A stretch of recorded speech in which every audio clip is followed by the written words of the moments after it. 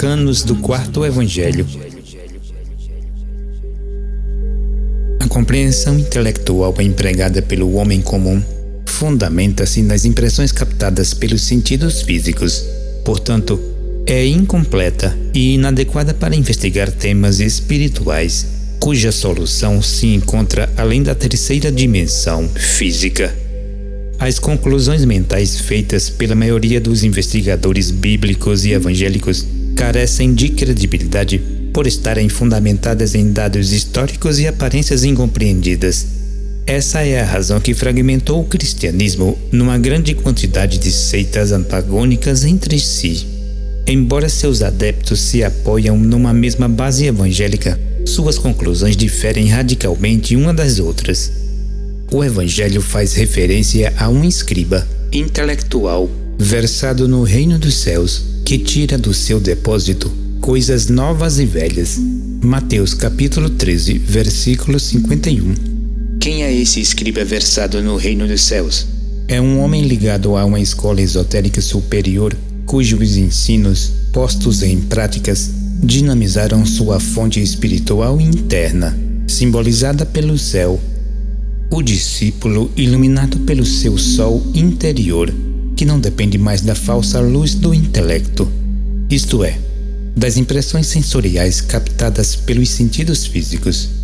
É o homem que tem a certeza do conhecimento e que foi considerado pelo Mestre um bem-aventurado, por crer sem necessidade de ver.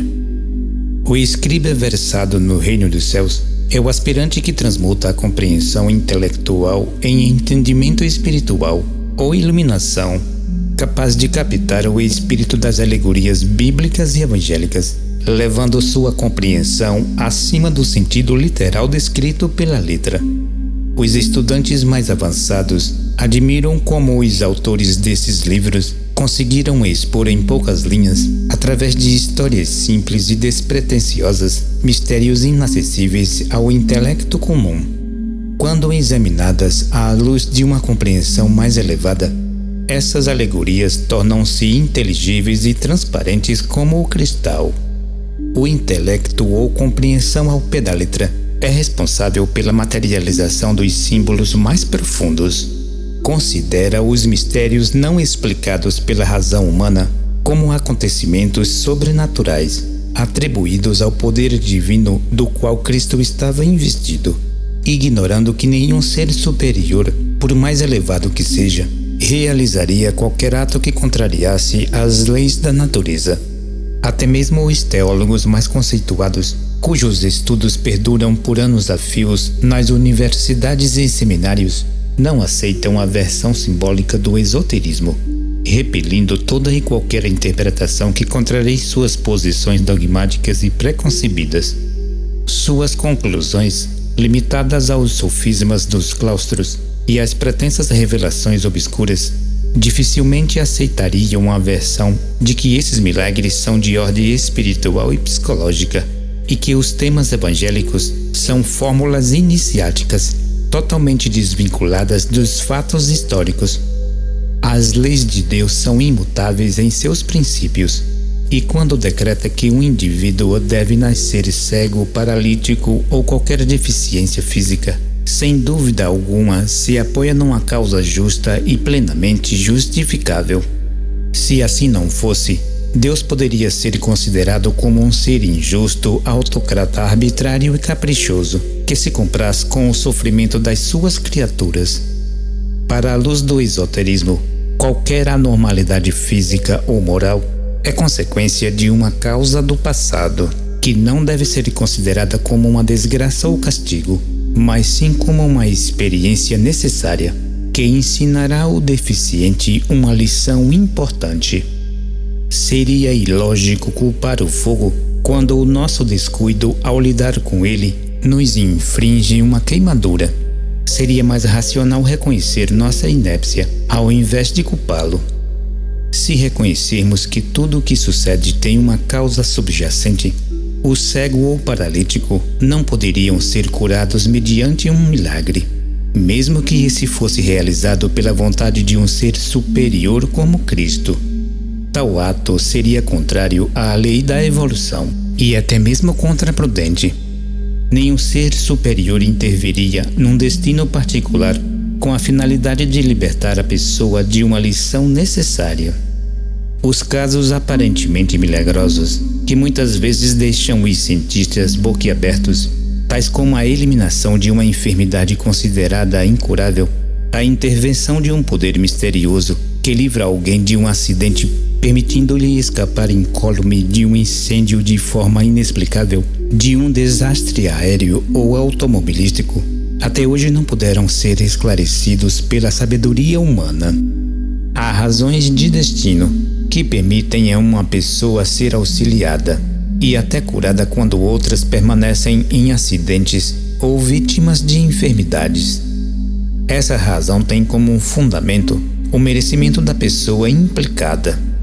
Os ensinos da filosofia rosacruciana e as experiências individuais, vividas por pessoas idôneas acima de qualquer suspeita, têm confirmado a atuação de seres superiores considerados como auxiliares invisíveis. Esses seres pertencem à onda de vida humana, porém seus méritos os elevaram muito além da humanidade comum. Suas excepcionais capacidades de clarividência permitem avaliar o grau de merecimento de um indivíduo, auxiliando-o da melhor forma que as circunstâncias do momento permitem. Nesses casos, mesmo que a pessoa tenha de passar por uma experiência dolorosa, o merecimento individual atenua em larga extensão as reações adversas da lei de causa e efeito. Também é preciso considerar que o objetivo da lei não é a vingança, mas o ensinamento de uma lição útil. Se essa foi aprendida, sua atuação não se faz mais necessária.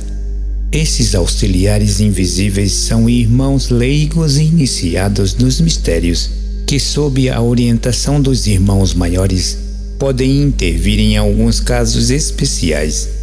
Sua atuação é respaldada integralmente pelas leis superiores que regem a evolução, mantida dentro do mais absoluto sigilo e discrição.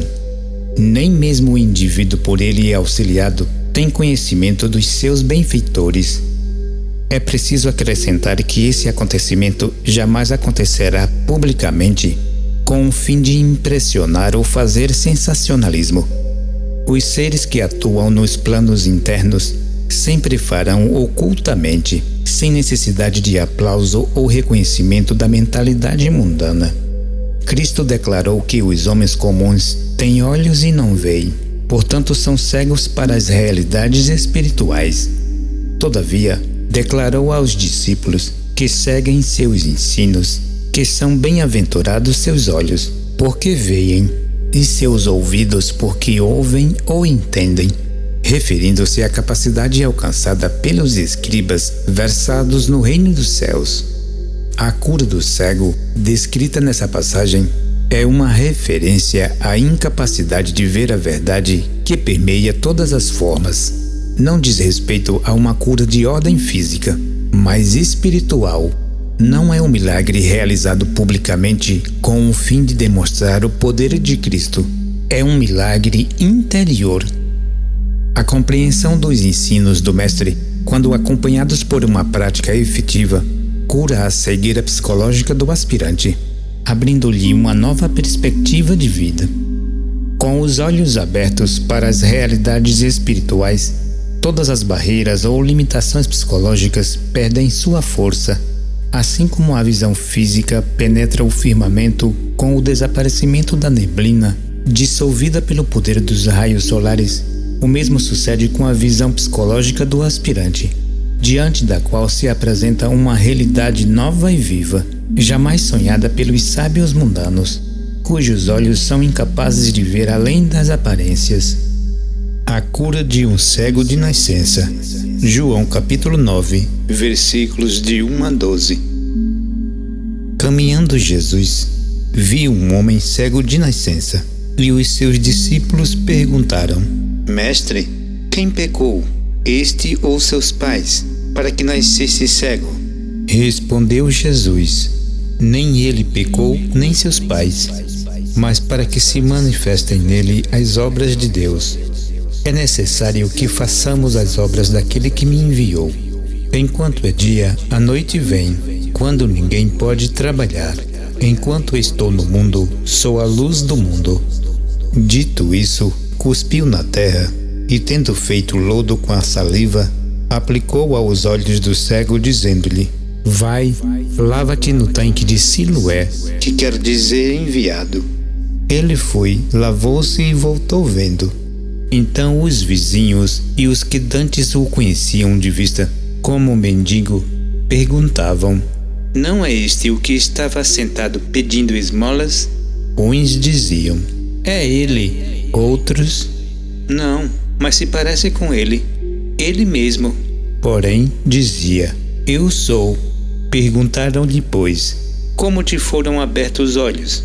Respondeu ele: O homem chamado Jesus fez lodo, untou-me os olhos e disse-me: Vai ao tanque de Siloé e lava-te. Então fui, lavei-me e estou vendo. Disseram-lhe, pois: Onde está ele? Respondeu: Não sei. Palavras-chave: O mendigo cego. Quem pecou, este ou seus pais? Trabalhar enquanto é dia. Enquanto estou no mundo, sou a luz do mundo, a terra e a saliva de Cristo. O tanque de Siloé. O mendigo cego. Considerada à luz do esoterismo, essa passagem revela um fato psicológico comum à humanidade. O protagonista desse famoso milagre, além de cego, era mendigo, isto é, estendia a sua mão à caridade pública, a fim de prover o alimento para sua subsistência. Tomar essa passagem ao pé da letra, como é do hábito da grande maioria, seria tirar-lhe toda a importância, já que os cegos, coxos e paralíticos continuam existindo na atualidade, embora alguns deles reverenciem a Cristo, demonstrando grande fé no seu poder milagroso. É praticamente impossível encontrar uma explicação para esse milagre sem recorrer à ciência esotérica, uma vez que as explicações dadas pelas igrejas não podem aclarar o assunto e muito menos satisfazer a razão de um investigador inteligente. Segundo a ciência oculta, os homens sensoriais nascem cegos para as realidades espirituais. Por essa razão, o Evangelho empregou a frase cego de nascença. Embora alguns graus de cegueira física possam ser curados por meio de implantes, tratamentos e cirurgias, a cura da cegueira espiritual e psicológica não depende da ciência acadêmica. Ela exige métodos diferentes e só a tomada de consciência da verdade, ou seja, do conhecimento de si mesmo e das leis que regem a evolução, terão poder de erradicá-la. O termo mendigo foi muito bem colocado pelo evangelista. Para compreender mais amplamente seu significado, o estudante terá de se reportar ao Antigo Testamento, no qual é descrito outro aparente milagre relacionado com o maná, o pão que caía do céu e que serviu de alimento ao povo hebreu, à humanidade como um todo, que peregrinava pelo deserto, mundo material. É evidente que a exposição bíblica é simbólica e não pode ser considerada literalmente. A palavra maná ou manás é o símbolo da mente carnal ou concreta, com a qual o homem elabora suas conclusões mentais, fornecidas pelas impressões materiais recebidas através dos sentidos. Essas conclusões, embora materialistas, estão estabelecendo as bases do progresso material, com as quais os homens criam as civilizações e o desenvolvimento científico. Sem esse alimento, o homem jamais se desenvolveria. Assemelhar-se-ia aos animais, que são incapazes de assimilar esse alimento, porque ainda não receberam o elo mental. Embora o homem reformule com frequência as enganosas conclusões a que chegou, já que novas evidências ampliam ou tornam nulas as conclusões anteriores. Ele terá de admitir um dia que um poder superior rege sua vida e o universo, e que o alimento proporcionado pela mente concreta é insuficiente para alimentar seu raciocínio e conduzi-lo ao conhecimento da verdade. Embora os cientistas materialistas insistam em buscar respostas às suas indagações, empregando instrumentos científicos de alta precisão, a verdade permanece oculta para eles, limitando-os a estranhas hipóteses que nunca se convertem em certezas reais. Assim como o cego do Evangelho tinha de mendigar seu sustento até ser curado por Cristo, os acadêmicos e intelectuais materialistas mendigam das formas, efeitos e aparências os esclarecimentos que julgam levá-los ao conhecimento da verdade, negando-se a aceitar as luzes de uma ciência superior ou ouvir com aceitação aqueles que veem e sabem mais do que eles. Aumentaram os conhecimentos científicos, estudando apenas os efeitos, cujas causas espirituais não são vistas e até mesmo negadas intransigentemente, é a maior demonstração de tolice e cegueira mental. O reconhecimento da própria cegueira psicológica é o primeiro passo que há de ser dado para a cura. Quando a catarata que obstrui a visão é removida, os homens se tornam efetivamente sábios, tendo acesso às causas que produzem os efeitos materiais.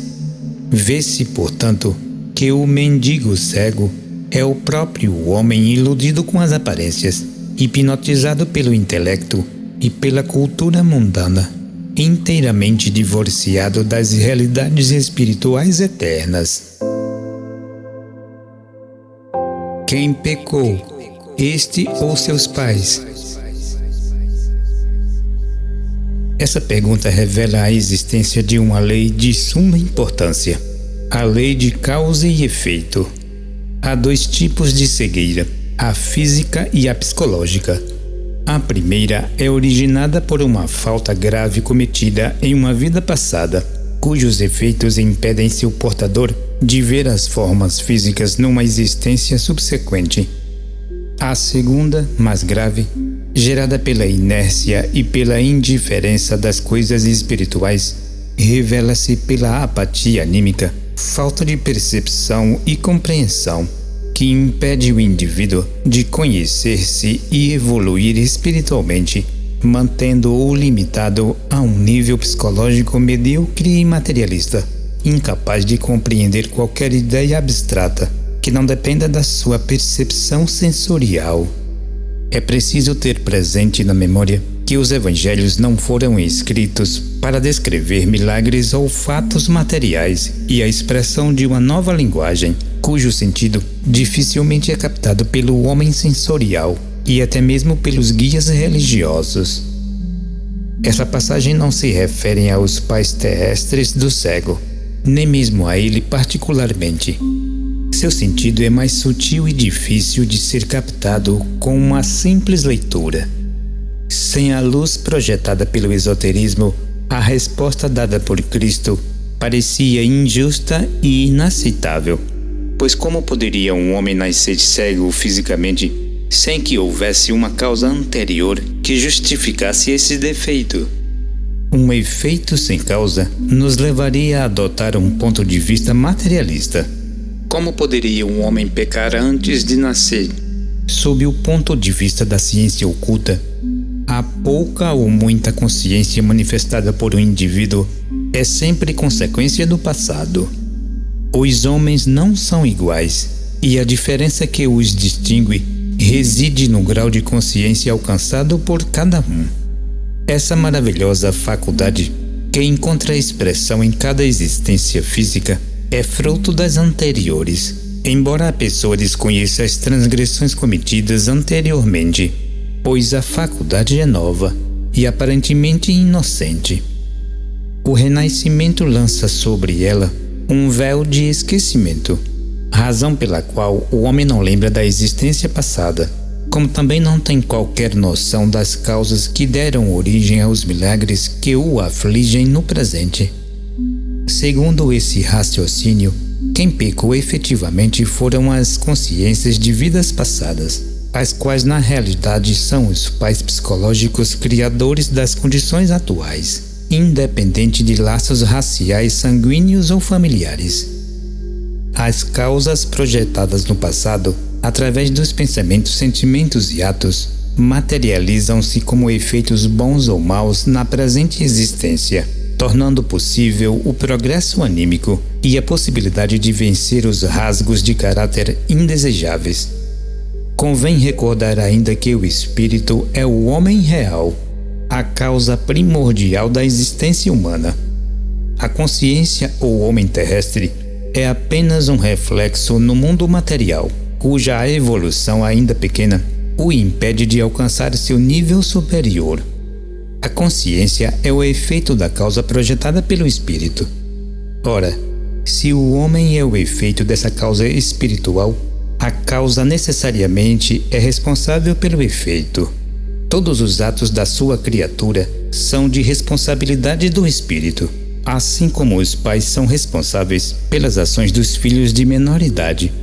São notáveis as palavras do Salvador quando se revela ao cego: Eu vim a este mundo para juízo, a fim de que os que não veem vejam, e os que veem se tornem cegos. Aquele que guarda e pratica os mandamentos de Cristo cura sua cegueira psicológica e passa a ver e entender a realidade de Deus em seu interior e em toda a criação. Os pretensiosos sábios mundanos, dominados pela vaidade e o orgulho intelectual, embora possam enxergar perfeitamente com os olhos físicos, nada veem e nada entendem das realidades superiores. A chave da alegoria: nem ele pecou, consciência atual, nem seus pais terrestres, mas foi para que se manifestem nele, no caráter e no corpo, as obras de Deus. Embora a consciência humana seja um reflexo do espírito, ela é deixada em plena liberdade para agir bem ou mal. De outra forma, a evolução seria impossível.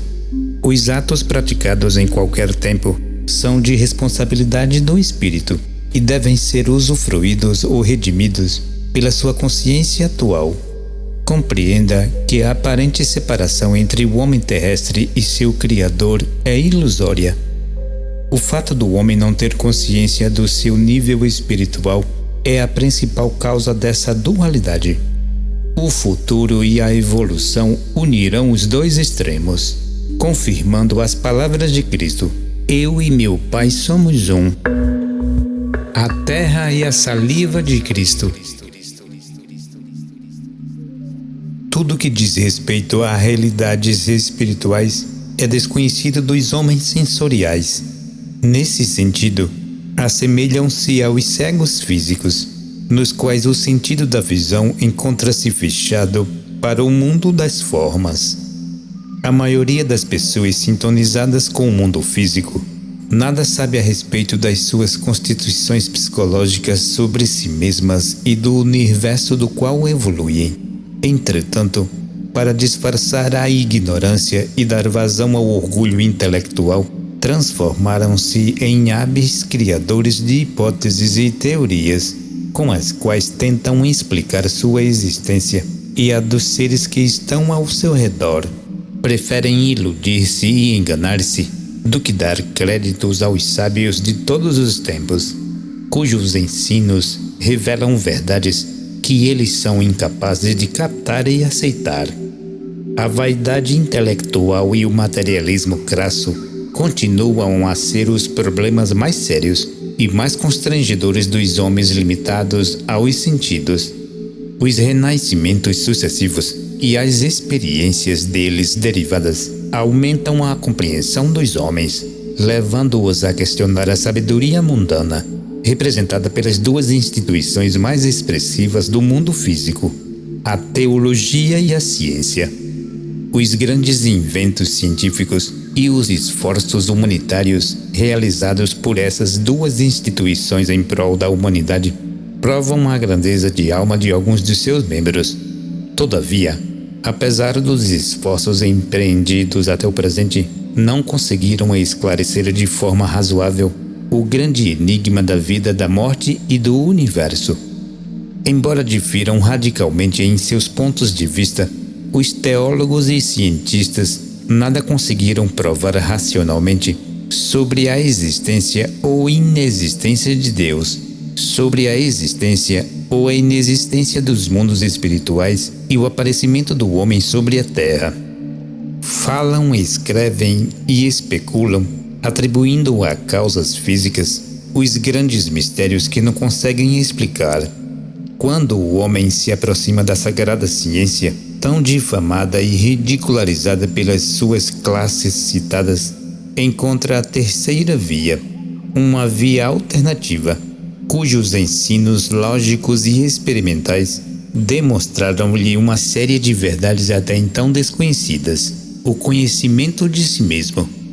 O objetivo principal dessa terceira via revela ao aspirante sincero uma realidade psicológica contundente, na qual se surpreende como alguém que nada sabe a respeito de si mesmo e do seu destino, como um ser pobre, miserável, cego e nu, como afirma o Apocalipse em sua carta à igreja em Laodiceia. Essa tomada de consciência da própria situação seria decepcionante e até mesmo dolorosa se essa via ou ensino não oferecesse os meios para curar sua ignorância ou cegueira anímica. Os evangelhos fazem menção a um caminho vertical, cujos extremos são chamados terra e céu, os quais se referem a dois níveis de consciência, a terrestre e a espiritual. A palavra terra simboliza a consciência relativa e material, a qual julga todas as coisas segundo as aparências. O céu é uma referência à consciência objetiva ou espiritual, cujo julgamento se apoia nas causas invisíveis e não nas aparências evanescentes. No cérebro, sobre o qual se apoia a mente, estão localizadas duas glândulas de excepcional importância, a pineal e a pituitária. A prática esotérica cientificamente realizada, ou seja, em consonância com as leis superiores que regem a evolução, promovem o despertar desses centros através da força criadora ou sexual, sabiamente acumulada por meio da castidade. A dinamização dessa energia se efetua por meio de uma perfeita concentração mental. Essa produz a ascensão dessa força através da coluna vertebral até o cérebro, passando de uma glândula a outra, onde dá início o processo de abertura dos olhos internos ou clarividência voluntária, que faculta ao aspirante a visão dos mundos espirituais. A saliva de Cristo sobre a terra faz referência a uma liga não propriamente física, mas espiritual. É o símbolo de uma fórmula superior que, uma vez entendida e aplicada, estabelece a ligação entre a terra e o céu, ou seja, a consciência relativa se une à consciência objetiva. Estabelecida essa ligação, o discípulo é um clarividente voluntário, cuja visão alcança os planos espirituais, não captados pela visão física. No homem comum sintonizado com o mundo, essa ligação não existe em estado natural. Ela deve ser construída por meio da vontade e aspirações superiores. Só o atendimento aos ensinos de Cristo, promulgados por uma genuína escola esotérica, pode curar o cego de nascença, abrindo-lhe a clarividência positiva para os mundos dos quais procede. A partir de então, essa conexão nunca mais se romperá, convertendo-se o discípulo num verdadeiro pontífice, construtor da referida ponte que liga a dimensão física às dimensões espirituais. O tanque de Siloé. Diz o Sr. Max Heidel no conceito Rosa Cruz do Cosmos que só existe um único pecado que aflige a humanidade: a ignorância, e uma única salvação, o conhecimento aplicado. A observação cuidadosa dos fatos diários tem demonstrado a veracidade da informação, uma vez que todos os sofrimentos físicos e morais, guerras, ódios e desencontros de toda a ordem são produzidos pela ignorância das leis que regem a evolução humana. O desconhecimento de si mesmo e das verdades espirituais, a irresponsabilidade e a falta de amor continuam sendo o látigo que açoita a humanidade continuamente. A ignorância das realidades espirituais foi confirmada por Cristo na cena da crucificação no Evangelho de Lucas. Pai, perdoa-lhes, porque não sabem o que fazem. Lucas capítulo 23, versículo 34. Diante dessa terrível afirmação do Mestre, que demonstrava a inconsciência e a ignorância do homem terrestre, inclusive dos teólogos e cientistas, indagamos. E hoje, passado 2 milênios desde que essa frase foi pronunciada, já sabemos o que estamos fazendo? Porventura já descobrimos quem somos, de onde viemos e o que estamos fazendo aqui e para onde iremos após a morte? A observar a pobreza do raciocínio empregado pelos sábios mundanos, quando opinam sobre temas transcendentes, tudo indica que levará ainda muito tempo para que possam responder racionalmente a essas perguntas. Vejamos como exemplo o esclarecimento dado do dicionário bíblico, elaborado por um dos mais famosos biblistas americanos, o Sr. John L. Mackenzie, sobre o tanque de Siloé. Este nome, diz ele, aparece somente em Isaías capítulo 8, versículo 6, como nome de um canal ou túnel, provavelmente ligado à fonte de Geom, cuja localização é incerta. Era anterior ao túnel de Ezequias. O termo hebreu significa provavelmente quem envia. A piscina na qual as águas do túnel de Ezequias eram captadas situa-se na ladeira ocidental do Monte Sião.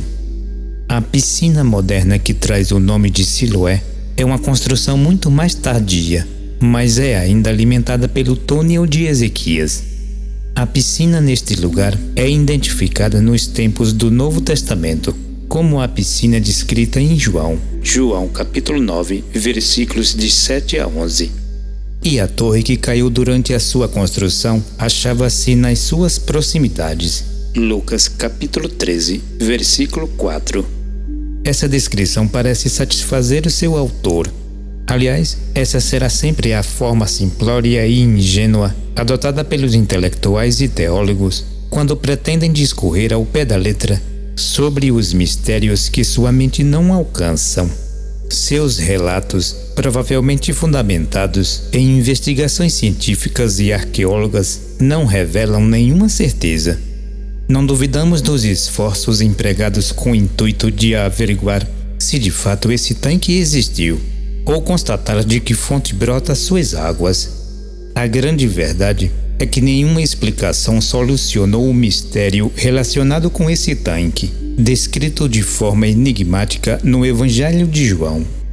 Ao ler as descrições tomadas de maneira literal, ocorrem-nos as palavras do Mestre quando se dirigiu aos escribas e fariseus da sua época: guias cegos, que coais o mosquito e engolis o camelo.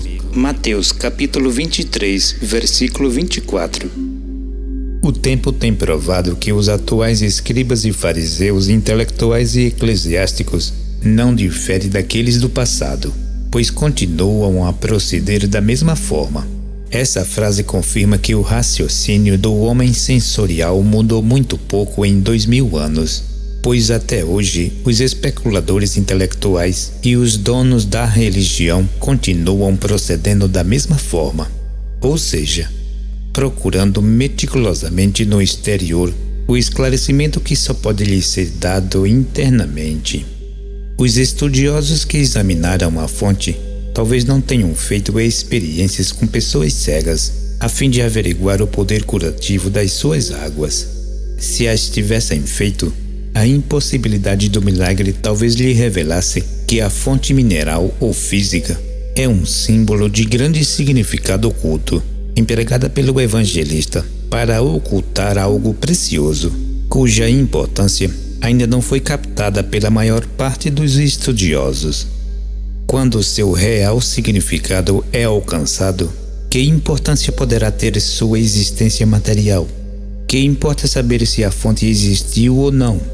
Porventura, há alguma prova de que o único cego tenha sido curado pelas suas águas depois do milagre realizado por Cristo? Seria de grande valia para os especialistas em estudos bíblicos se, ao invés de se preocuparem com fatos históricos e escavações arqueológicas, voltassem a atenção para o significado oculto encoberto pela letra, pois só lhe revelaria uma verdade espiritual realmente valiosa. O verdadeiro sentido desse tanque milagroso é espiritual e não físico.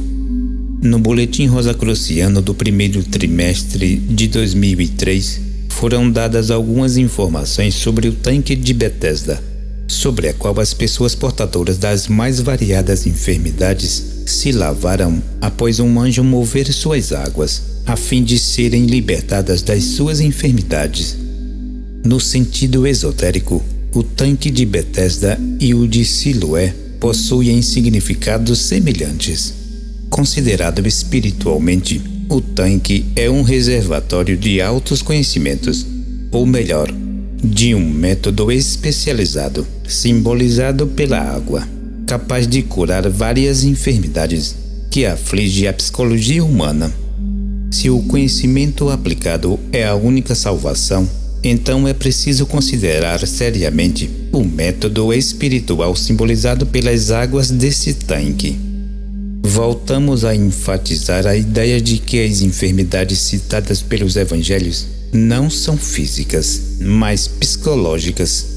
A tradução literal do hebraico para Betesda é a casa da misericórdia, ou casa de comida. Essa tradução é bastante significativa.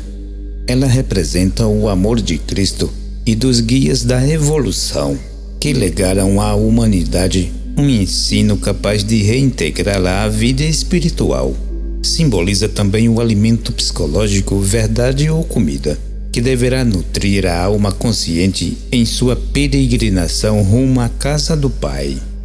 O nome Siloé dado ao tanque no qual o cego se lavou significa enviado.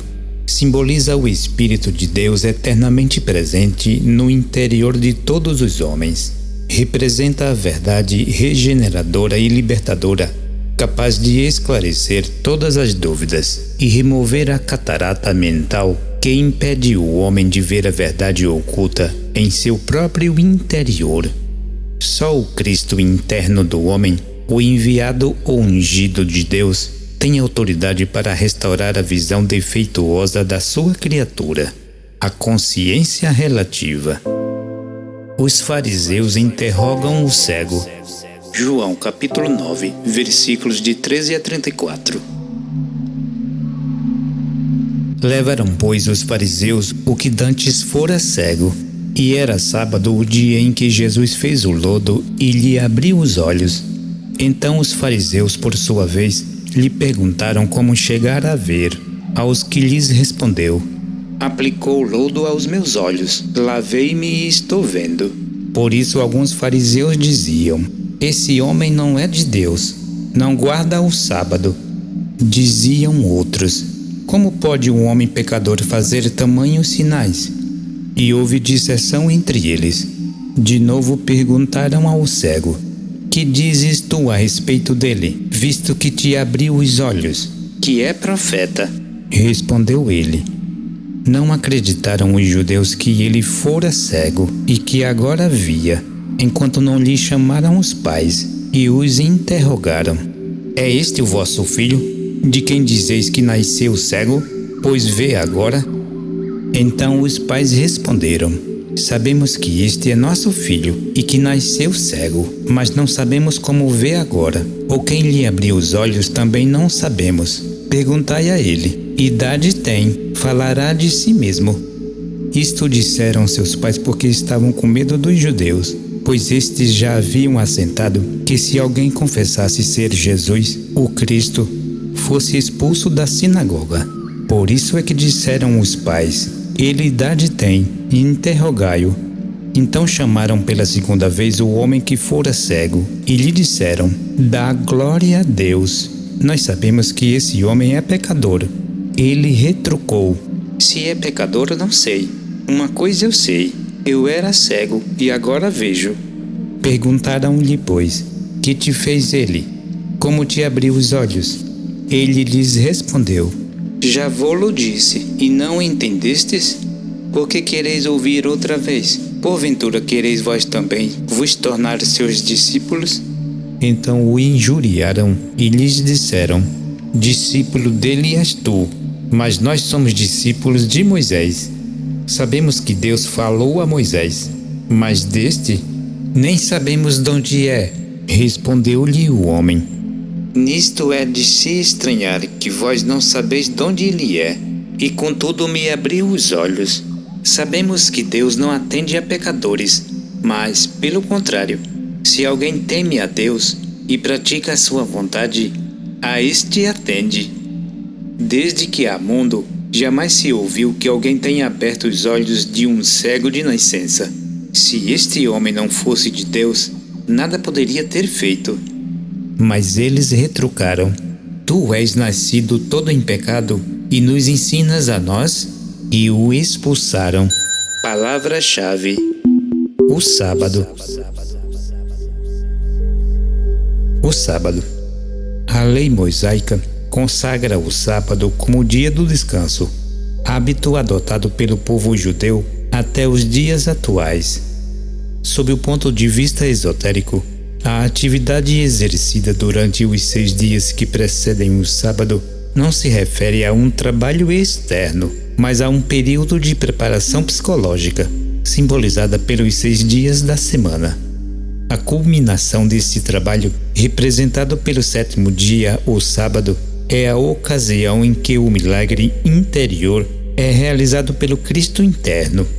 Segundo a Bíblia, Deus criou o mundo em 6 dias e descansou no 7º. Empregando a lei da analogia, conclui-se que a criação da nova mentalidade ou homem novo deverá apoiar-se nesse mesmo princípio. 6 dias de atividades especializadas que deverão culminar no 7º com um merecimento descanso. Esse dia significa a conquista do objetivo que todo estudante consciente deve ter em vista: a formação do corpo espiritual ou veste nupcial, com a qual estará autorizado a participar das bodas do Cordeiro, a qual simboliza a união da alma consciente, consciência, com o espírito.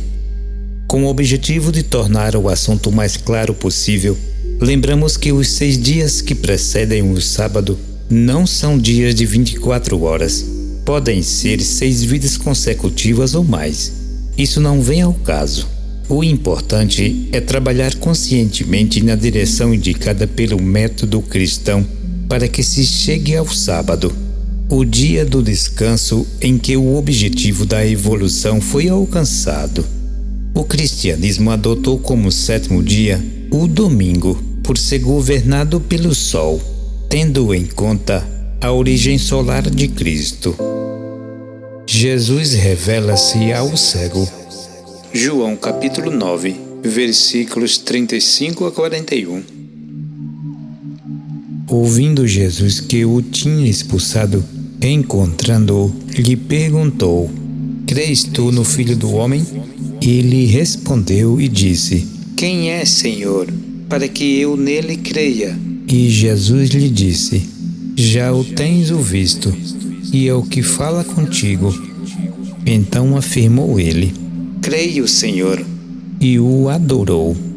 Prosseguiu Jesus: eu vim a este mundo para juízo, a fim de que os que não veem vejam, e os que veem se tornem cegos.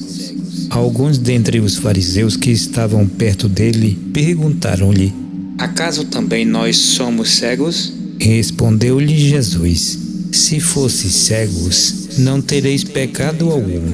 Mas porque agora dizeis, nós vemos, subsiste o vosso pecado. Palavra-chave: a revelação. A revelação. O estudo do espiritualismo não é uma passagem agradável que algumas pessoas fazem em suas horas de folga. Essa ciência não foi apresentada ao mundo apenas como objeto de curiosidade ou especulação intelectual. Essa tem uma finalidade, um objetivo a ser alcançado: a tomada de consciência da própria realidade espiritual e dos planos superiores dos quais o espírito descende.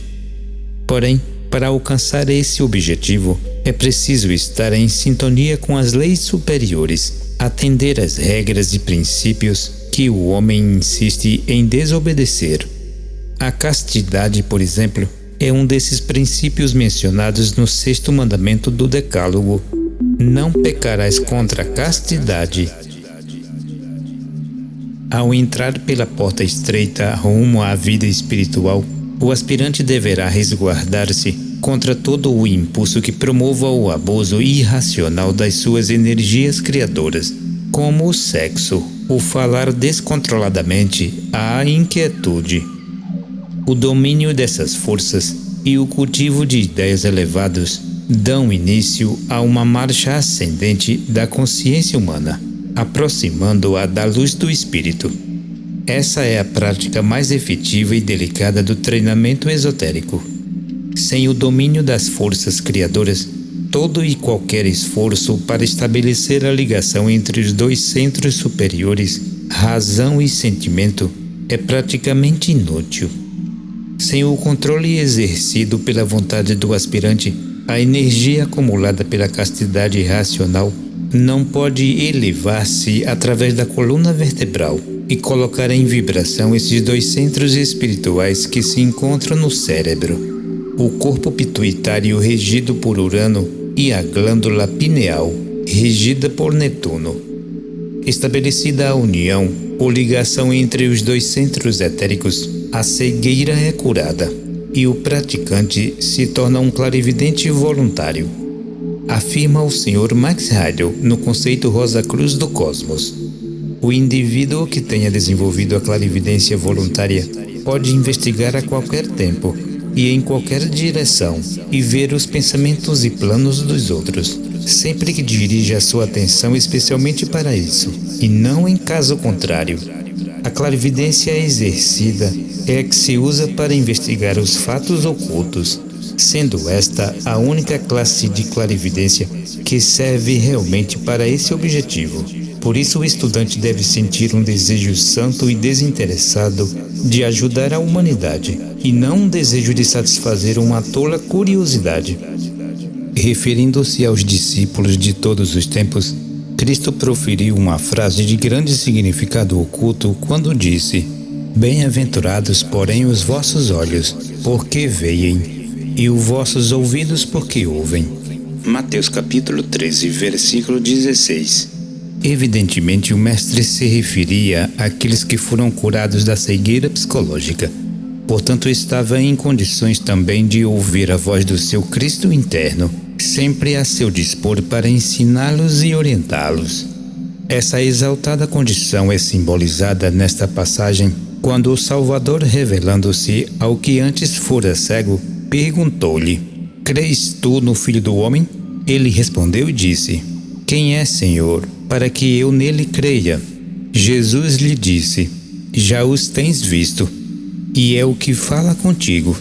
Então afirmou ele: Creio, Senhor, e o adorou.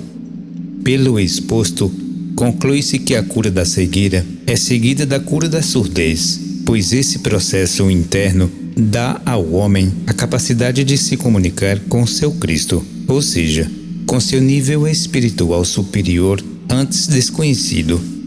Essa comunicação interior muitas vezes passa despercebida, até mesmo dos aspirantes mais sensíveis. Quantas vezes, em seus estados de introspecção mais profundos, o praticante se põe em contato com esse nível superior, até mesmo sem perceber, ouvindo as mais extraordinárias revelações, sem que tenha feito qualquer esforço para recebê-las. Notará depois que um poder muito acima dele se revelou à sua consciência, fazendo-o indagar: Que poder é esse que me esclarece? ilumina e faz vibrar todo o meu ser, dando a certeza do conhecimento. A resposta é óbvia.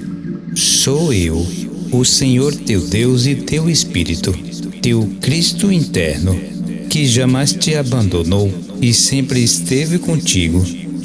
Nesse estado de superconsciência, em que o discípulo se põe em contato com a fonte da sua vida, só caberá o sentimento da mais alta adoração.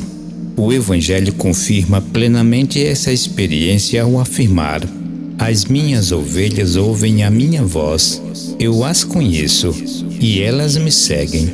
João capítulo 10, versículo 27.